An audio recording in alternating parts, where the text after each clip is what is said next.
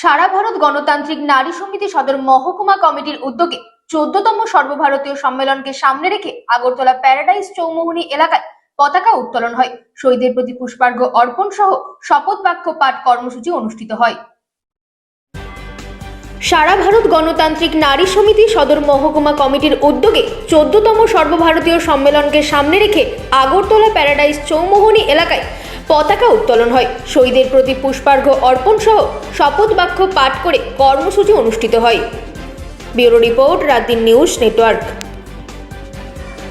ভারতীয় সংগঠন এডওয়ার্ড সর্বভারতীয় সম্মেলন 14তম সম্মেলন আজকে হায়দ্রাবাদে অনুষ্ঠিত হচ্ছে। তো এই টাইমেই সম্মেলনটা শুরু হবে।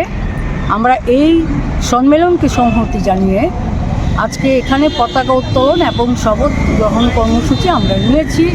আপনারা জানেন যে আমাদের লড়াই সাম্রাজ্যবাদের বিরুদ্ধে, সংবিধানকে রক্ষার সপক্ষে, নারী নির্যাতনের বিরুদ্ধে, সাম্প্রদায়িকতাবাদের বিরুদ্ধে।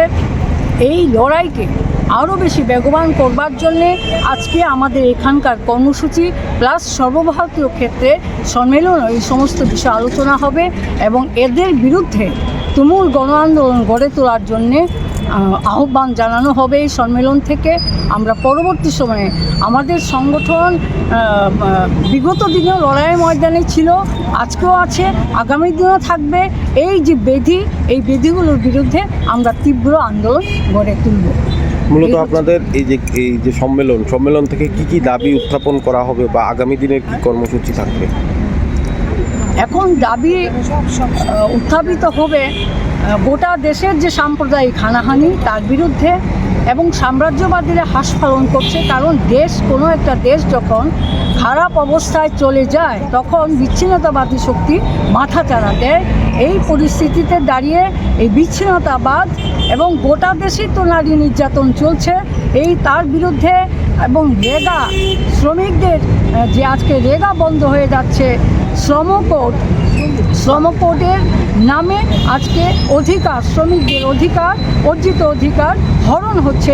এই সমস্ত দাবিগুলো থাকবে, কাজ খাদ্যের দাবি থাকবে। এই দাবিগুলি নিয়েই আলোচিত হবে। পরবর্তী সময়ে আন্দোলন কর্মসূচি ঠিক হবে। আপনার পরিচয়টা? মিতালি ভট্টাচার্য, সারা ভারত গণতান্ত্রিক নারী সমিতির ত্রিপুরা রাজ্য কমিটির সহ সম্পাদিকা এবং সদরের সম্পাদিকা।